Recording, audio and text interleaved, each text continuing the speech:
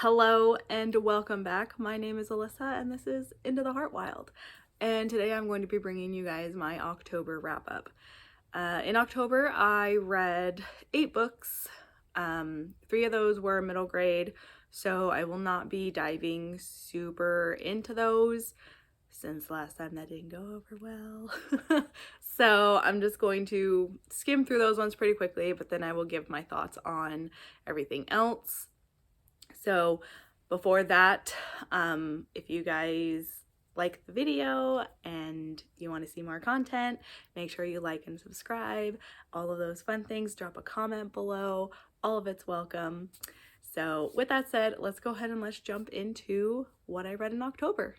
I'm gonna start with the 3 middle grade books because, like I said, I'm not gonna dive super deep into them.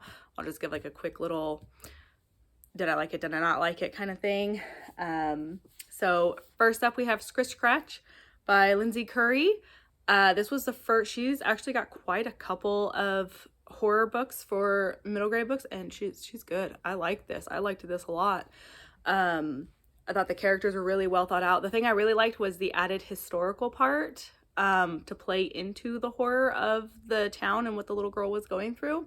So I thought that was really good. It was very atmospheric, and just overall it kept me enthralled and glued to the book. So definitely this is a good one if you've got little ones who like horror books. Next we have The Ghost of Goswater by Lucy Strange. Fun fact, the North America version, this book is actually called The Ghost of Midnight Lake. Not sure why they had to change the title, considering Goss is actually explained in the book and why it's called Goswater Lake. It gets explained, so I'm not sure why for North America they changed the title, but they did.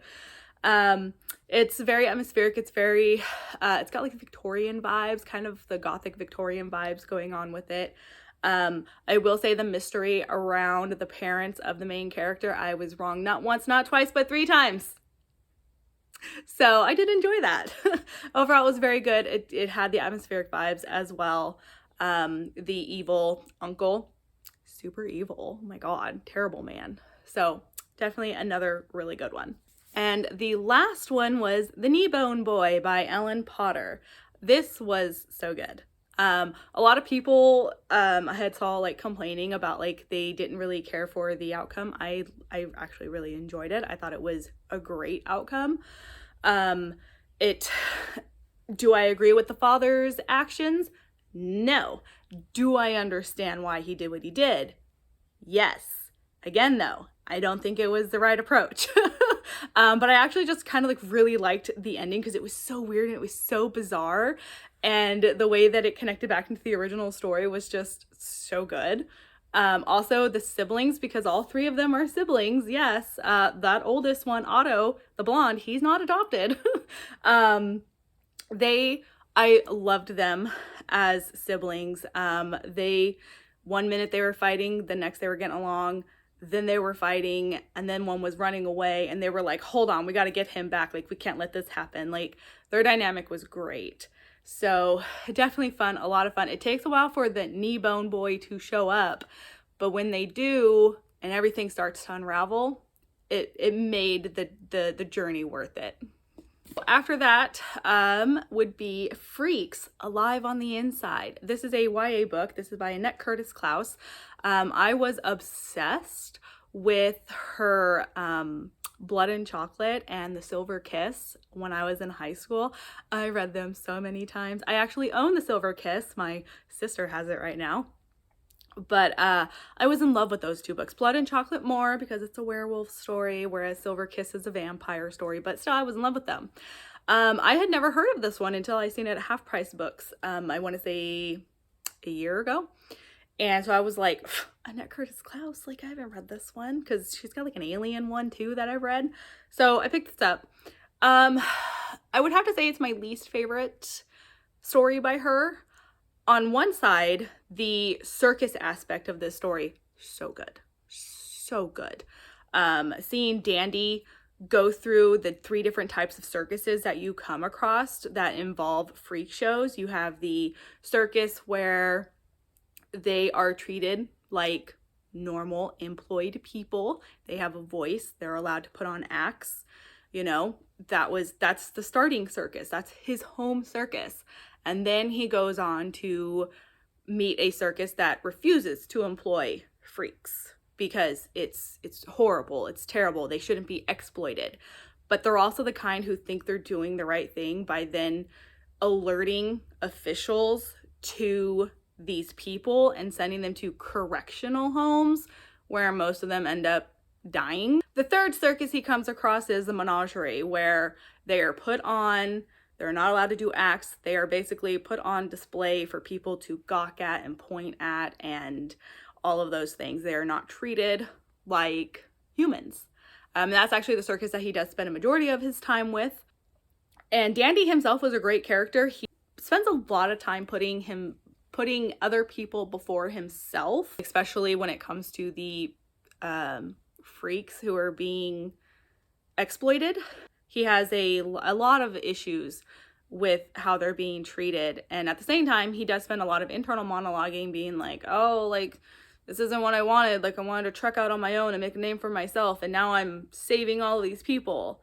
But it never stops him from saving those people. He just continues on with it. And I really liked that about his personality. The other aspect of the story is this weird love story. It's really weird. Dandy has these dreams about this ancient Egyptian lady. And she's like, oh, you're my lover reincarnated. Now, listen here. I love a good lovers reincarnated to find each other every so many centuries. Like, that's like one of my favorite tropes. It's not used enough. This is similar. It's in the realm because he's reborn. She is not, because she's been mummified. And it's just, it gets weird. It gets horny because he's like an 18-year-old boy. Like, he's like 17, 18. So he gets horny.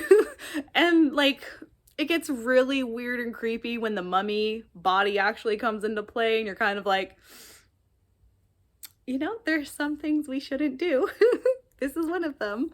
So I didn't like that aspect of the story. Plus, I just didn't understand how the ancient Egyptian storyline connected to the circus thing, aside from the fact that the circus got a hold of a mummy's body, and that was it.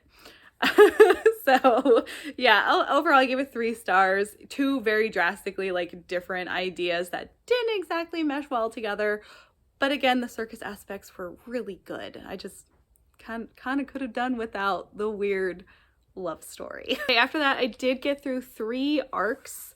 I am severely behind on all of my arcs. But I also have not been requesting any other arcs. These are all like through NetGalley, and one is through Book Sirens. But the first one I read was The Call of Jonas Creed by Marius H. Visser. This I gave 3 stars.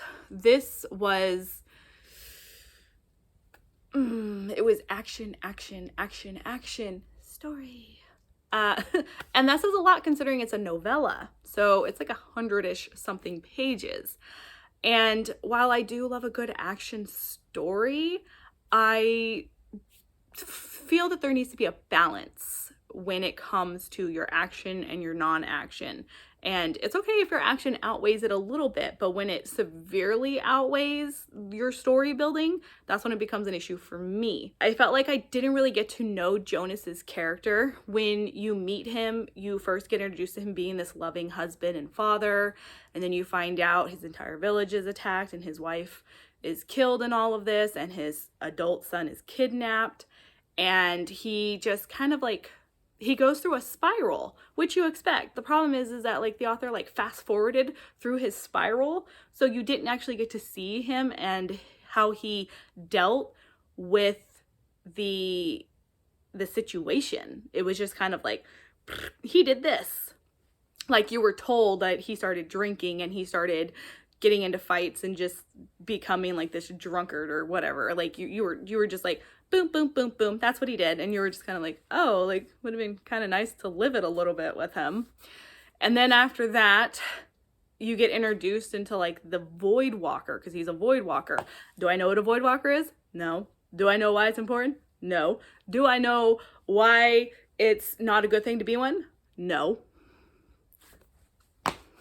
It's one thing to leave me in the dark about certain elements. It's another to leave me in the dark about everything.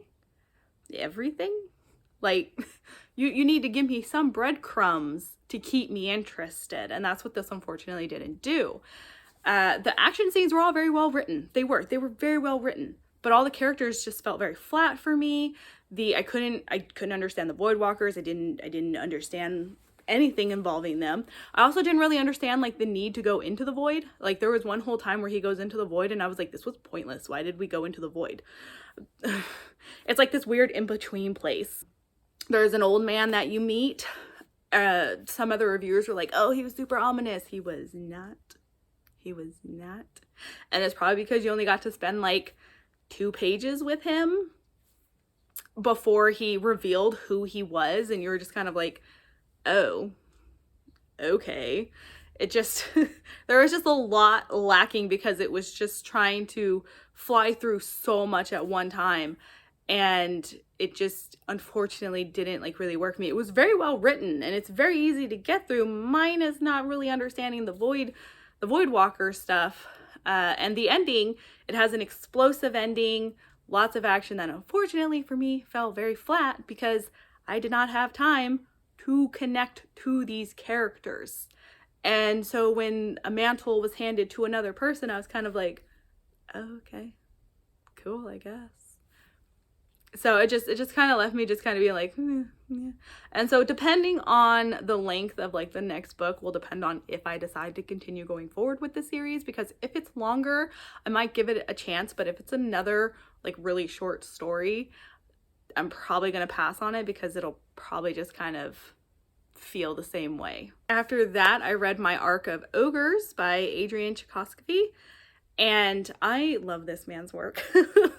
I really do. I was introduced to his work through his novellas, through Firewalkers. So if you guys have not read Firewalkers, you guys should totally pick that one up. But anyways, Ogres was, the thing that I like about Adrian's work is that he likes to talk about real life issues in the most blatant way possible while being in the most bizarre way possible. This one focuses on a lot of the economic differences between the lower class and the higher class. And it basically tells you a bunch of rich people got together and said, there's a problem with overpopulation. Let's make a solution and force it on everybody else except for ourselves because we came up with the solution. And you're just like,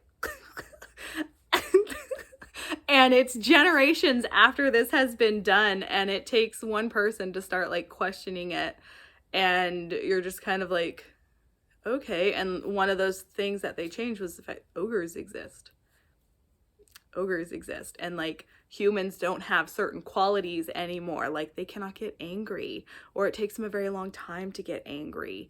They're very passive, and it's because they were genetically modified to be that way by these rich people. And you're just kind of like, what? So it's very blatant, it's very in your face, but it's so good. And he doesn't, that, like I said, like that's the thing that I like about Adrian's work, is like he doesn't skirt around what topic it is he is choosing to bring light to. Because honestly, this is something I could see rich people trying to do. Okay, I'm just gonna say that right now. Like I could see the wealthy class being like, yeah, let's genetically modify everybody underneath us except ourselves. Like, so yeah, definitely a very good one. Definitely check it out if you like his work. After that, I read Howls from the Dark Ages. It is an anthology of medieval horror stories by a variety of authors. This was actually very good. It's a cross in between horror and fantasy, so you get both elements. I only DNF'd one story, and it was due to the fact that I could not grasp what the story was trying to tell me. I want to say that it had the Divine Comedy influence behind it, because from what I could tell, there was a squire trying to get his master back, and it seemed like he was going through the 7 layers of hell, but again, I could not follow the storytelling on it, so I ended up DNFing it. Only one story got a 1 star from me, and it was because it was more humor than it was anything else, and I didn't find the type of humor funny, and I didn't go into reading this anthology looking for humor. I was looking for something dark and creepy and weird and atmospheric. The best one was one called Palette. A woman accidentally poisons herself through makeup because she's using lead. It was gross. It was gross, but it was so good. Like, after I sat on the book for like 3 days, I was like, Palette, that's the one I keep thinking of. That was disgusting. But so just like, I could see it happening like I could to like women back then in the medieval ages when they were using lead in their makeup. The other one that I really liked was called The King of Youth versus Knight of Death. There's a lot of traumatized people in that story, okay? let's just say that. A lot of traumatized people left over in that story. Because, it was also probably the most bloody story and graphic story, because this Knight of Death did not hold back with murdering children. So yeah, definitely it's a wide variety of things. Not all the stories take place in a English medieval setting. There are a few that take place more like, they kind of feel like maybe the plains of Africa. So you do get like a little bit of variety of like your structure and your setting in place. There are a few that do take place in like monasteries, Christian-ish kind of based things. So, because there is one where it involves like angels, and it's not like the pretty fancy hot angels, it's the creepy biblical angels. So there's also like some like paganish kind of things. It's a wide variety of things. They're all just really interesting and very good, minus the one I couldn't get through, but then again, someone else could probably get through it and like it. So definitely do recommend picking up that anthology if you want to read like weird horror fantasy kind of stories. The last book that I read was Mor'du by Alex Phoebe. This book was interesting. Okay? It was interesting. I still don't really know like how I want to rate it. Like, I'm like, is it a 3 or is it a 4? It's not a 5. It's not a 5. But I'm also like, because I can tell you this, the ending makes me want to pick up the second book, because I'm like, I'm sorry, we just went through all of that for you to do what to the main character? Excuse me? So I do have questions. I do want to know where the story goes next. There's a lot of weird elements in this book. Like, it's this world where they're in the city that's like blocked off from the other continents and whatnot, and they're protected by the Master of Mor'du, who's like this great magician, and he is protecting them from the mistress of Monokoi. And you're like, okay, the problem is like his magic is like not good for the city. Like, you end up like learning that later on, that like his magic is kind of like basically destroying the city. And the main character, Nathan, he lives in the slums. He's a little slum boy, and he's like 13, I think, and his dad is dying. He has worms in his lungs that he coughs up. That's pretty gross. And his mother is like, we're poor, we have no money, I have to be a prostitute, you go find us money, Nathan. And he's like, okay. And there's this stuff called living mud, where things just kind of come out of it alive, and the people of the slum take whatever comes out of it and they sell it to the tanner, who then makes things out of it. Like, there's just these weird elements. There is this side character though, Joe's. Oh my god, I loved Joe's so much, and their story made me very sad. Especially what happens to them, and I was just like, what? Like, as I'm reading the story and what happens to them, like, I literally like jumped. I was like, oh my god, no. Because like I envisioned it. I envisioned seeing what happened to this person. Nathan is he's a great main character, The problem that I had with the story was a character named Bellows. This man, this man likes to hear the sound of his own voice, okay?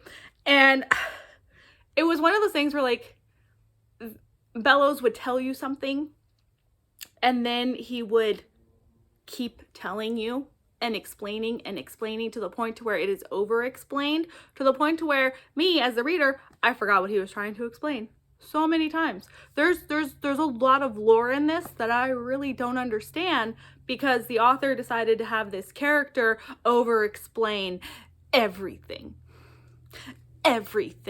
Like, he'd be like, you need to turn left, and then he would over explain where to turn left at, to the point where you forgot you were supposed to be turning left. And it's just, it's pages and pages and pages and pages. Like, when I first started the story out, I was impatient to get to the master, because I'm like, it's broken up in like 4 parts. The first part is just Nathan and this little gang of kids that he becomes friends with and their little antics and such. The second, and so I was impatient. I was like, where is this master? Where is this master? Like, what is going on? Like, the synopsis talked about a master and the body and the dead body of God. When is this coming into play? Like, what is going on? And then finally we got to the part where we were around the master, and it was just Bellows just talking and talking and talking and talking and talking. And I was like, Bellows, shut up.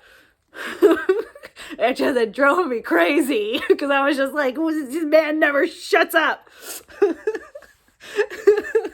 And it just, at that point I was like, part 1 was better. I want to go back to part 1. The whole dead body of God thing doesn't come into play until the end of the book. So, and that's not like a spoiler, because it's in the synopsis. It says in the synopsis.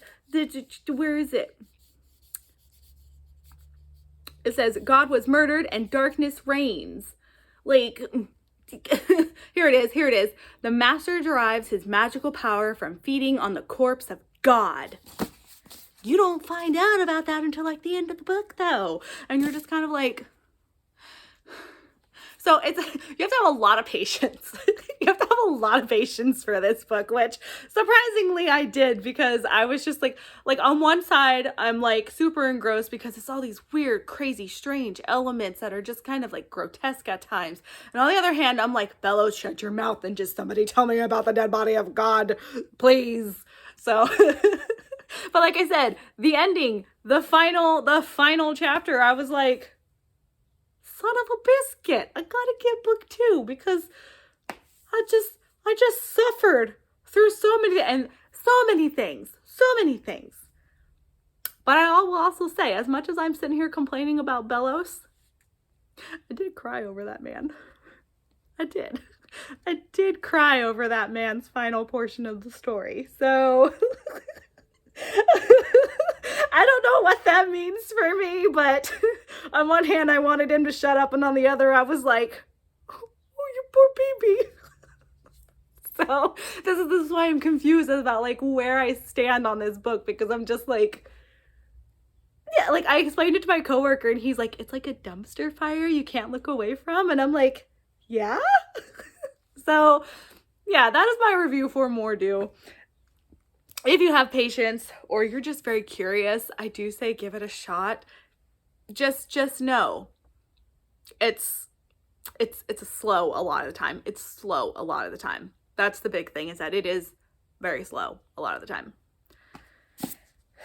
So that is everything that I read in October.